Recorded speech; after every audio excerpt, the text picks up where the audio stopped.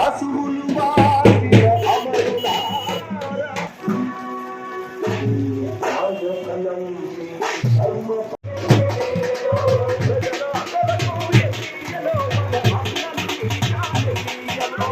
జరుపుకుంటున్నాం. ఈరోజు ఇన్ని సంవత్సరాలైనా కానీ ఇంకా మన కార్మికుల సమస్యలు అట్లే ఉన్నాయి. ఈరోజు మున్సిపల్ కార్మికులు ఉంటే వెట్టి సైకిల్ చేపించుకుంటారు తప్ప ఇంతవరకు వారికి పర్మనెంట్ అనేది లేదు. ఈరోజు గ్రామ పంచాయతీ కార్మికులు ఉంటే నెలల తరబడి జీతాలు రావట్లేదు. ఈరోజు ఆశా కార్యకర్తలు వాళ్ళకి సరైన జీతం లేదు. అంగన్వాడీ సమస్యలు అట్లే ఉన్నాయి. భవన నిర్మాణ కార్మికుల సమస్యలు అట్లే ఉన్నాయి. బజారు అమ్మాలి కార్మికులు కూడా ఒక వెల్ఫేర్ బోర్డు అనేది లేదు. రైస్ మిల్ డ్రైవర్స్ కూడా ఈరోజు వెల్ఫేర్ బోర్డు కానీ ఎలాంటి ప్రమాద బీమా కానీ లేదు. బజారు అమ్మీస్ కానీ రైస్ మిల్ డ్రైవర్స్ కానీ షుగర్ మేస్త్రి అనేక మందికి ఈరోజు హెల్త్ కార్డులు లేవు. ఈరోజు అనేక బెనిఫిట్స్ లేవు. ఇప్పుడు కొత్తగా వచ్చిన కేంద్ర ప్రభుత్వం మనకున్న చట్ట అన్ని రంగాల కార్మికులు కూడా ఈరోజు మేడే జరుపుకుంటూ ఉన్నారు.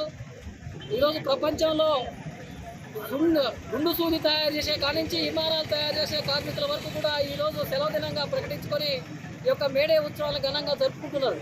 మరి యొక్క మేడే విశిష్టత ఏంటంటే 1835 సంవత్సరంలో అమెరికాలో చికాగో నగరంలో రోజుకు 18 గంటలు 20 గంటలు పనిచేస్తుంటే మేము 18 గంటలు 20 గంటలు పని చేయలేము, మాకు రోజుకు 8 గంటల పని దినం కావాలని చెప్పేసి కార్మికులు వీధుల్లోకి వచ్చి ఆందోళన చేసిన సందర్భంగా ఆ రోజు చికాగో నగరంలో అమెరికా ప్రభుత్వం కార్మికులకు రోజుకు 8 గంటల పని దినం కల్పించాలని చెప్పేసి నిర్ణయించడం జరిగింది.